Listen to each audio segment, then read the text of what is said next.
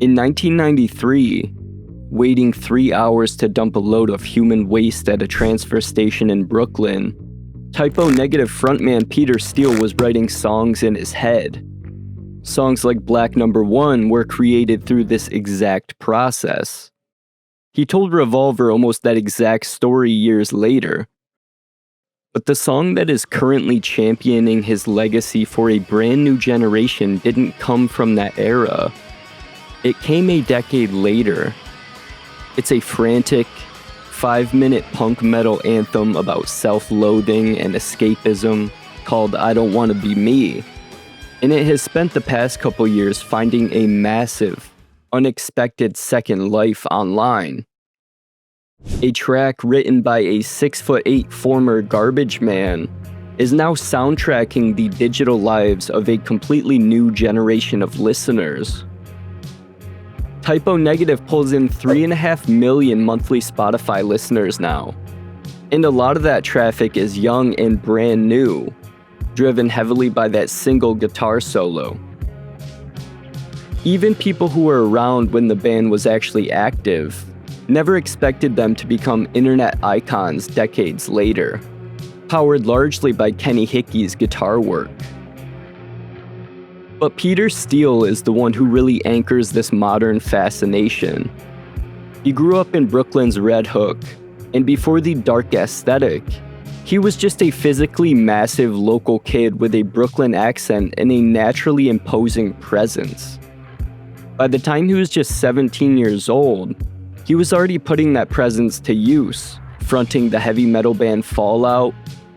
He was a larger-than-life character in the making, slowly figuring out how to combine his physical intimidation with his deeply self-deprecating wit. After that, he formed Carnivore, which took on a more post-apocalyptic, crossover thrash sound. And if you've never heard Carnivore, imagine someone trying to outshock Cannibal Corpse, but with a Brooklyn accent. Even though he took a break after Carnivore disbanded for a while, most people point out that it was a crucial stepping stone towards the sound and persona that would eventually define him in Type O. Here's the part that explains why this band still works on a modern audience 30 years later. They were never a straightforward goth band, even though they looked the part.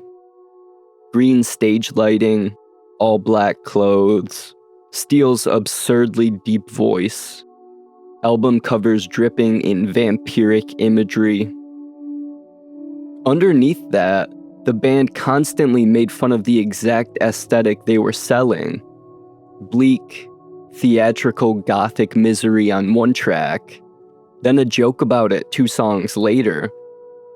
He routinely made fun of his height, his Polish surname, and his image in interviews before anyone else got the chance.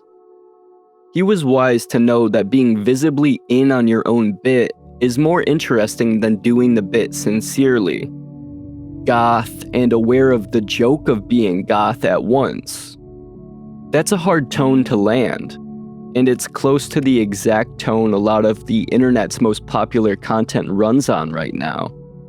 Their breakout was 1993's platinum Bloody Kisses, followed by my personal favorite October Rust in 96, and World Coming Down in 99. But the song driving this current wave is from 2003's Life Is Killing Me. Years later, Steele had just gotten sober and was reportedly excited to start writing again. Then, on April 14th, 2010, he died suddenly at home in Scranton, Pennsylvania, at age 48. The surviving members chose to dissolve the band rather than replace him. The band was now gone with its frontman. That's part of why this band feels different from the usual forgotten band story. Steele isn't around to weigh in. He can't post about it or go on a podcast. He can't do a reunion tour. He can't show up and be a good sport on TV. The music's just sitting there, being reinterpreted by an audience that mostly wasn't alive when it came out. So how did I Don't Wanna Be Me become an internet phenomenon? Nobody planned it. It started with the aesthetic and the iconic guitar sound. People began pairing clips of the song with moody, atmospheric visuals, treating the band not like a listening choice, but like a personality starter pack. Once a sound gets that kind of traction, the original context takes a back seat to the mood. Heavy and dripping with a very specific kind of somber. It's simply the accessibility of video making now. Anyone can turn a biography into a 30-second edit, and it's exactly the kind of content that turns a casual scroller into somebody diving into the whole discography. And that audience skews young and female in a way metal's old guard isn't always used to. The fan pages that treat Steele as a romantic, tragic figure, but the internet doesn't really care. It just serves the sound to whoever engages with it. Remember, if you like researching this stuff too, older bands and why they still matter, hit subscribe to keep the community growing. Is any of this going to get people to sit with their heaviest records front to back and understand the grief they came out of? For some, sure. For a lot, probably not, and that's fine. A song gets pulled out of context, gets a second life doing something the artist never predicted, and a certain subset of people go digging for more while the rest moves on. Even that shallow version of the wave has real value.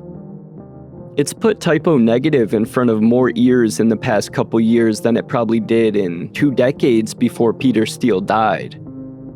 His voice is genuinely a strange instrument sitting on top of analog production that younger listeners are drawn to precisely because it sounds like the past. Combine that with a tragic backstory nobody's trying to exploit, and you feel like you've discovered a personal bit of history.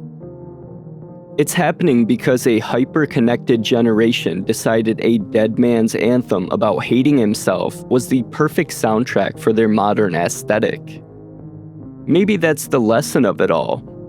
Steele spent his career being completely sincere and completely in on the joke at the same time. And that combination turns out to be a decent guideline for surviving the internet, even from beyond the grave. Stay theatrical, be a little self-deprecating, mean every word of it anyway, and maybe, whether you're around to see it or not, you'll put a seed of inspiration out there. Thank you for watching, guys. Peace.